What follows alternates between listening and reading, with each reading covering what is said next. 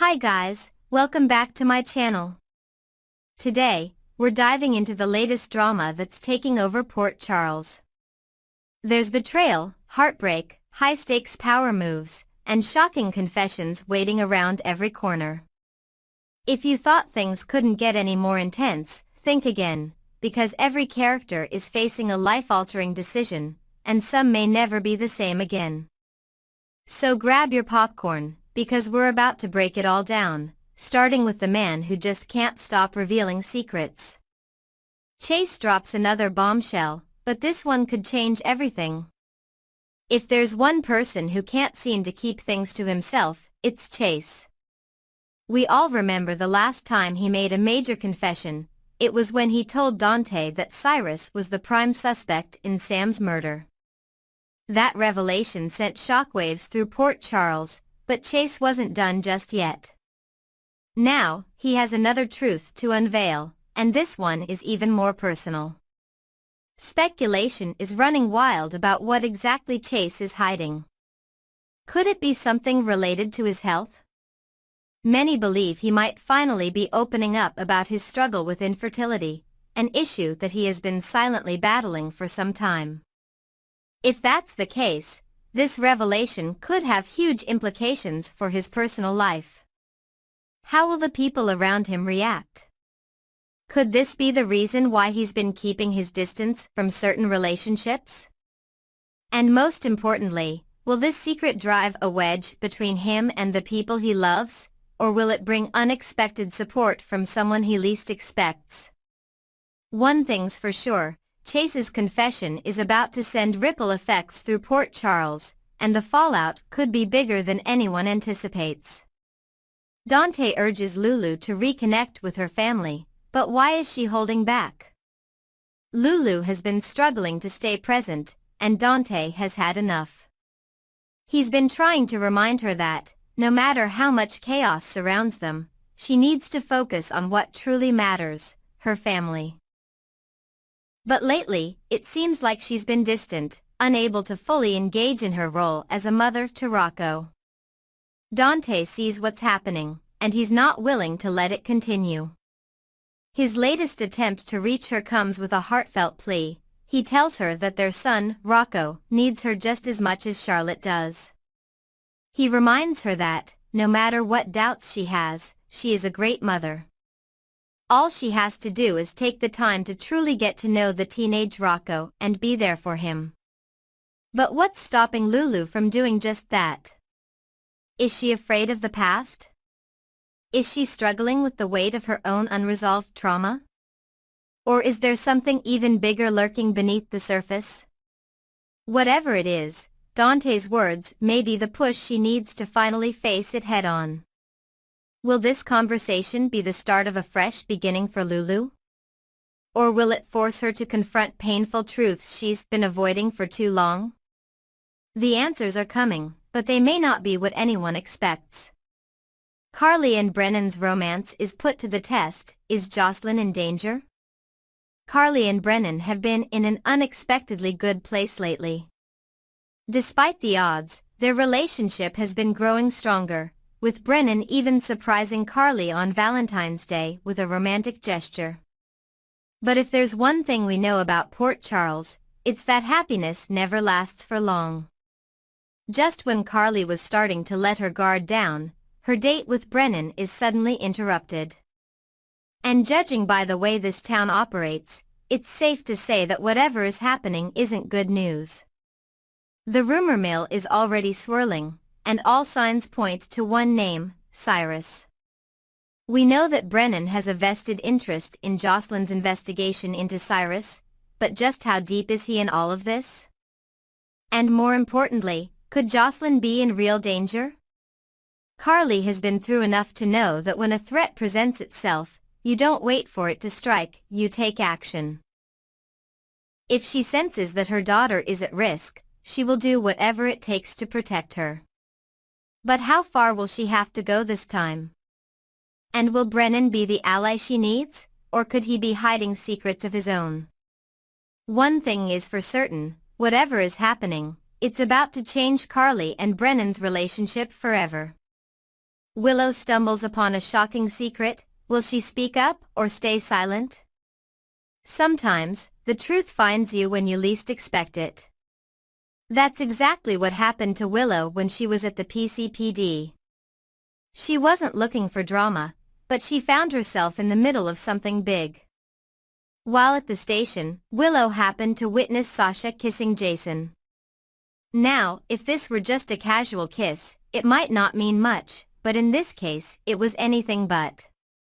That kiss was carefully orchestrated to reinforce the narrative that Jason is the father of Sasha's unborn baby. But now that Willow has seen it firsthand, she holds a piece of the truth that could unravel everything. So what will she do? Will she confront Jason or Sasha about what she knows? Will she stay silent and let the deception continue? Or could she find herself forced into a moral dilemma that she never saw coming? One thing is certain, whatever Willow decides to do, it will have lasting consequences. Drew and Curtis, from friends to fierce rivals, is this war just getting started? If you had told anyone a year ago that Drew Quartermaine and Curtis would be locked in a bitter rivalry, they might not have believed you. But here we are, watching two former friends battle it out like sworn enemies.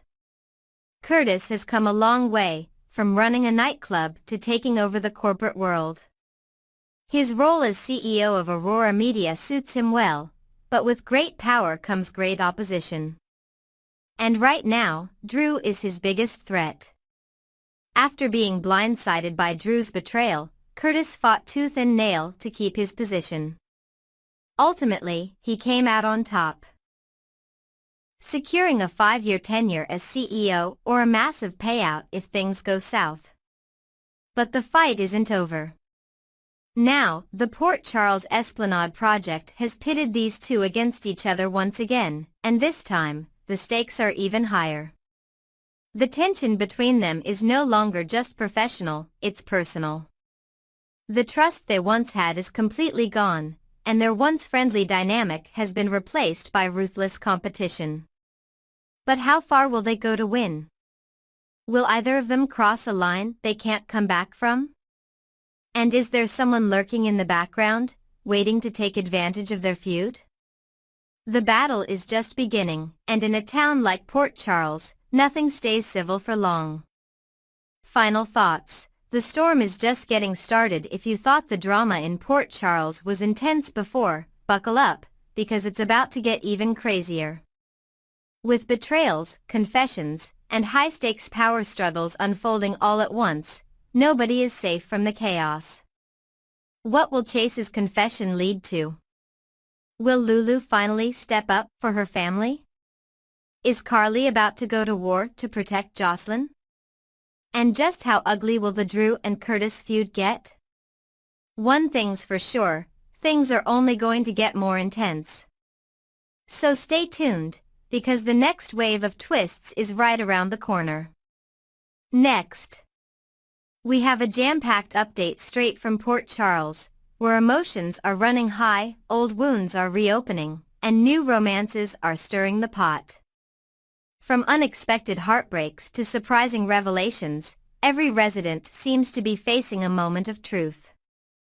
So, let's break down everything that's happening and analyze what's really going on behind the scenes. Lucas's romantic dilemma, moving on or holding on? Spinelli always prides himself on being a matchmaker, but this time, things didn't go as planned. After assuring Lucas that Maxie had found him the perfect guy, he set up a date with none other than Gunther Eriksson, a strikingly handsome model. At first, Lucas seemed intrigued, but as the evening progressed, it became painfully obvious that something wasn't right. Gunther quickly sensed Lucas's hesitation and backed off, offering his number in case Lucas ever felt ready to reach out. That's when the real drama unfolded. From across the bar, Brad sat nursing his drink, watching Lucas with an expression that spoke volumes. Was it regret? Jealousy? Pain? Maybe all three. Brad's heartache didn't go unnoticed by Portia, who gently warned him not to drink too much. But could anyone really blame him? Watching the man you once loved trying to move on, especially when you're not sure if you've moved on yourself, is gut-wrenching. Spinelli, ever the intuitive friend, immediately picked up on Lucas's internal conflict. Why wasn't he ready to date? Was he still hung up on Brad? Or was something else holding him back? The question now is, will Lucas take that step forward, or is he destined to keep looking back? Trina's fresh start, can she truly move on? Over at the Savoy, there was another first date happening, one that had Portia and Curtis watching closely. Trina, having been through so much with Spencer, finally took a step toward a new chapter. She arrived with Kai, who seemed eager to impress. He casually mentioned that he had to pull some strings to get them into the club, clearly wanting to show off. But Trina, ever the composed and confident woman, dropped a little revelation of her own: her dad owns the club. The moment she waved to Curtis and Portia at the bar, it was clear this date was about to take an unexpected turn. Kai might have been trying to impress Trina, but now, he was the one who needed to impress her parents.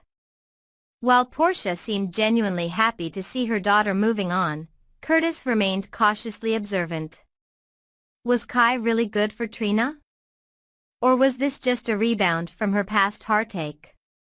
Only time will tell, but one thing is certain. Portia and Curtis will always be keeping a close eye on their daughter's happiness. And speaking of Curtis, he had another big surprise up his sleeve. Curtis's grand surprise, a night to remember? Curtis is a man who knows how to make an impression. As the owner of the Savoy, he had a major performance lined up for the night, and everyone was buzzing about who the surprise musical guest could be. But what had Portia even more intrigued was the fact that Curtis was being incredibly secretive about it, even from her. As the night unfolded, the club's energy was electric. With Trina on a date, Portia distracted by her daughter's happiness, and the mysterious artist waiting to be revealed, Curtis seemed to be in his element. But was the surprise just about entertainment, or did Curtis have something deeper planned for Portia? Given how much these two have been through, a romantic gesture wouldn't be out of the question. Could this be the night he proves his devotion in an unexpected way? Fans of Curtis and Portia are holding their breath, waiting to see what's next for this power couple. Lulu's realization: has she lost touch with her own son? Meanwhile, across town in the Quartermaine kitchen, Lulu was experiencing a completely different kind of emotional upheaval. She had arrived, excited to drop off a box of Valentine's cupcakes from Eckert's for Rocco, only to be met with an unsettling truth: she didn't know her son as well as she thought she did. Dante, ever the patient father, gently explained that Rocco was out at a school Valentine's Day skate night and staying over at a friend's house. Lulu felt a pang of disappointment. Had she misjudged what he would want? Had she held on to an image of her son that no longer matched reality? Dante's words didn't make things any easier. He admitted that, while Rocco still liked the cupcakes, he had barely touched them when Dante got them for him a few years ago. The reason? They reminded him too much of her. That hit Lulu hard.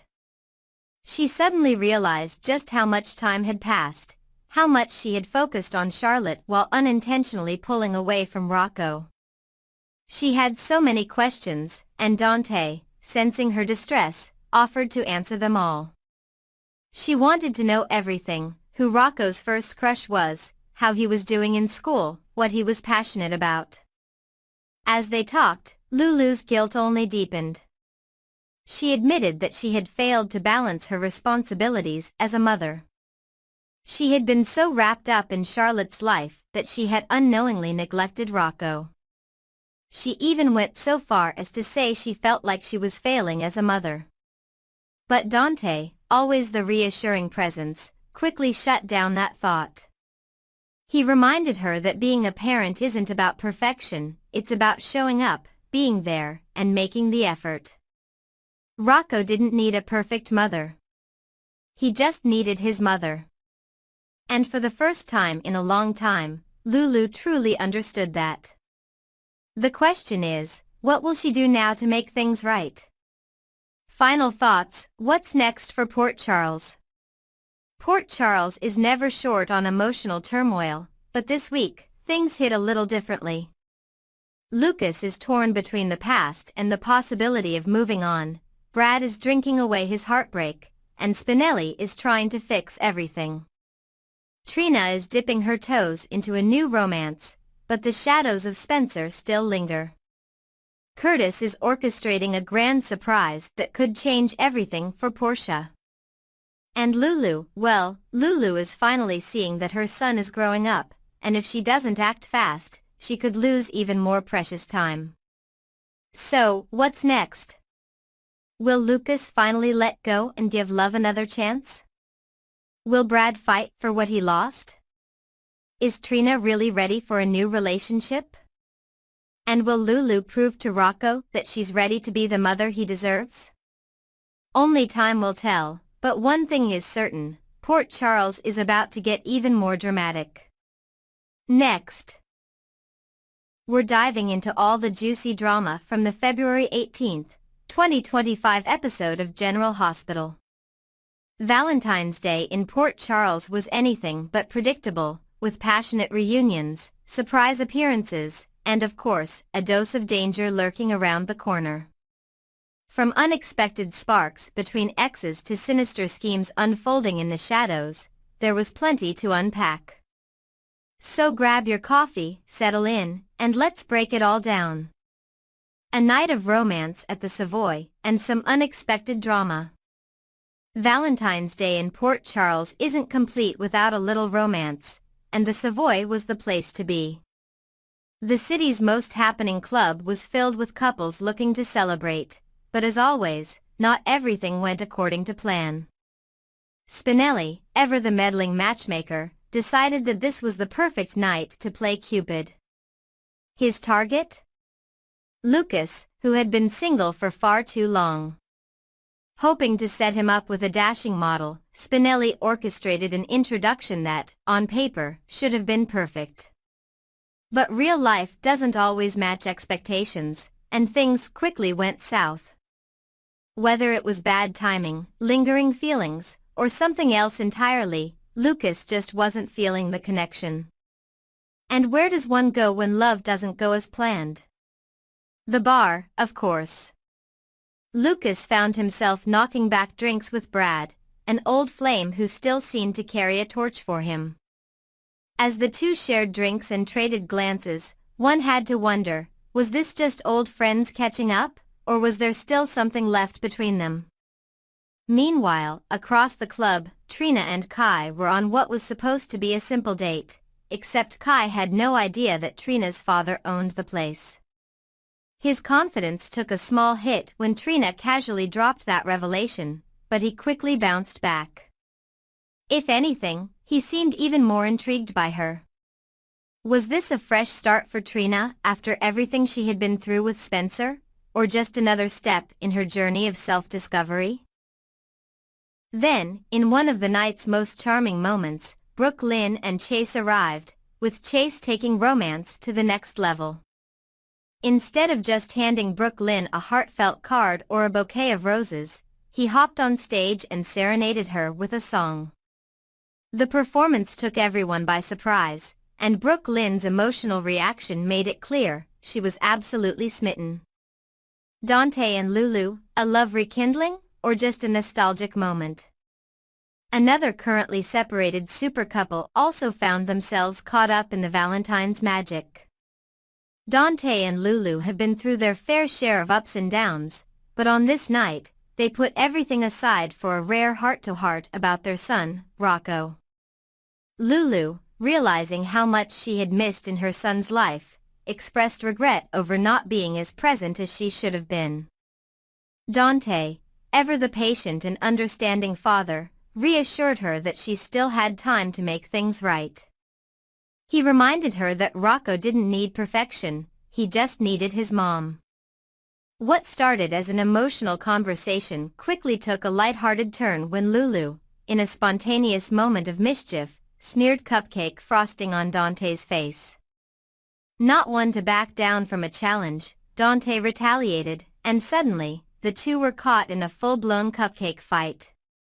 Laughter filled the air as frosting ended up in places it definitely shouldn't have, and when the sugary chaos finally settled, they found themselves just inches apart. For a brief moment, it felt like the past didn't matter. The history, the hurt, the separation, it all melted away as they stood there, staring at each other. The question now is, was this just an innocent moment of nostalgia, or the beginning of something more? Elizabeth and Lucky, a Valentine's reunion with a twist. If there was one Valentine's Day celebration that had everyone talking, it was Lucky and Elizabeth's. Fans of this legendary couple were hoping for a magical, heartwarming reunion. But what they got instead was a bittersweet mix of romance and surprise recasting drama. When Lucky arrived at Elizabeth's house, something felt different. And that's because, for the night, the role of Lucky Spencer was temporarily played by Guy Wilson instead of Jonathan Jackson. While Wilson is no stranger to recasts, having previously played Will Horton on Days of Our Lives, the switch was still an adjustment for longtime fans of the couple. That said, the chemistry was still there. After spending time together and wishing Aidan and Tobias a happy Valentine's Day, the two were left alone with a homemade cake that Aidan had baked. What started as an innocent moment of sharing dessert quickly turned into something much more intimate. Lucky, ever the romantic, gazed at Elizabeth and told her she was just as beautiful as the day he met her. The words hit her like a wave of nostalgia, bringing back memories of everything they had been through together. And then, as if time had stopped, he leaned in for a kiss, one that Elizabeth gladly accepted. For a moment, it felt like the perfect LL2 moment, a reunion that had been years in the making. But just as the warmth of the night settled in, reality struck again. Cyrus's dark plans, the danger lurking behind the romance. Because in Port Charles, romance and danger always go hand in hand. Just when Elizabeth thought her night with Lucky had come to a sweet ending, there was a knock at the door. Assuming it was Lucky returning to grab his forgotten slice of cake, she opened the door, only to be greeted by the last person she wanted to see. Cyrus. And if that wasn't terrifying enough, let's not forget what Cyrus was last seen doing, filling a syringe with digitalis. This wasn't a casual visit. Cyrus had a plan, and whatever it wasn't good. Elizabeth barely had time to process his presence before a sinister smile crossed his lips. Was he there for revenge? Was he after her, or did she just happen to be the unfortunate person standing between him and his real target? One thing is certain, this encounter is just the beginning of something much, much darker. Next, we're diving into the whirlwind of emotions, drama, and unexpected moments that unfolded in Port Charles on Valentine's Day. From heartwarming musical performances to plumbing disasters and rekindled romances, this episode had it all. And of course, what's a day in Port Charles without a little bit of suspense? So, grab a cup of coffee and settle in, because we're about to break down all the biggest moments and what they could mean for the future. Elizabeth and Lucky, a reunion years in the making? The night began with a long overdue conversation between Elizabeth and Lucky, played temporarily by Guy Wilson. Standing outside Elizabeth's home, the tension between them was almost palpable. There was history, so much of it, that hadn't been fully resolved. As they stepped inside, their discussion took a serious turn. Lucky wanted to know how things had gone with Anna, and Liz wasted no time telling him that she had all the evidence she needed to arrest Cyrus. This revelation hung in the air like a storm cloud, one that could soon unleash chaos. But before they could dwell on the danger ahead, they were met with a sweet surprise. Aiden, along with Tobias, walked in to wish them a happy Valentine's Day. Sitting proudly on the table was a beautifully decorated cake, an annual tradition that Aiden had maintained for his mother. The moment was heartfelt, but it became clear that Aiden hadn't expected to see his father there. It was an awkward but touching scene. Aiden introduced Lucky to Tobias, and while the moment was cordial, there was a clear undercurrent of uncertainty. Liz, sensing the hesitation, complimented the cake, trying to keep the atmosphere light. But then, Aiden and Tobias announced they were heading to the Valentine's Day skate night, making Liz realize something important: her son was worried about her. Before leaving, Aiden pulled his mom aside and quietly offered to stay home instead, making sure she was okay with Lucky being there. It was a small but telling moment. Aiden wasn't sure where things stood between his parents, and he wanted to be there in case his mother needed support. Liz, ever the reassuring mother, told him not to worry. She was fine, and he should go enjoy the night with Tobias. As they left, she turned to Lucky with a knowing smile. Their son was protective of her, but was he worried about them rekindling something or just unsure of Lucky's place in their lives? Lucky understood why Aiden was cautious. He hadn't been around, and their son was hesitant to believe that things could change. He admitted that he had a lot to make up for. But Liz wasn't looking for protection, she just wanted clarity. So, what does this mean for LL2? Was this just a nostalgic encounter, or is their story far from over? Carly and Jack, a romance, and plumbing, fix in the making. Meanwhile, across town, Carly was dealing with an entirely different kind of chaos, a household disaster. It all started with a Valentine's Day cookie-making session with the girls, which had left the kitchen in complete disarray. As she called for them to help clean up, she got nothing but radio silence. Before she could get too frustrated, Jack arrived, holding flowers and wine, ready to sweep her off her feet. The romantic moment was cut short when Carly went to put the flowers in water, only for the kitchen sink to completely break. Water sprayed everywhere, soaking both Carly and Jack, turning their evening into a full-fledged plumbing crisis. While Carly panicked about the situation, Jack remained calm. "If I can disarm a bomb, I can fix your plumbing," he quipped, showing off a side of himself that Carly had never seen before. It turned out that Jack's father had been a plumber, and over the years, he had picked up more than a few tricks. With impressive skill, Jack managed to fix the sink, saving the night from turning into a complete disaster. Carly was impressed. Not just by his quick fix, but by the unexpected glimpse into his past. This was a side of Jack that few people knew, and Carly liked getting to know him in a deeper way. Afterward, with the plumbing crisis resolved and the kitchen still a mess, the two decided to finally relax. With glasses of wine in hand, they sat down together, sharing laughter and stories. This wasn't just a fun little Valentine's night mishap, it was a bonding experience. Carly and Jack had been growing closer for weeks, but this moment made things feel more real. Carly might not be the type to fall head over heels easily, but was she finally letting her guard down for Jack? The Savoy's grand finale, Chase's special dedication. Over at the Savoy, the club was packed with people looking to end the night on a high note. The excitement in the air reached its peak when Curtis took the stage, ready to introduce the guest performer. And who was it? None other than Chase. The crowd erupted in applause as Chase walked onto the stage, flashing a humble smile. He admitted that his time in the music world had been brief, but it had led him to the most important person in his life, his wife, Brooke Lynn. And then, the moment that melted hearts, he performed a song that Brooke Lynn had written. As the music filled the room, Brooke Lynn sat in the audience, her eyes shining with emotion. The lyrics were deeply personal, a reflection of their love story and everything they had overcome together.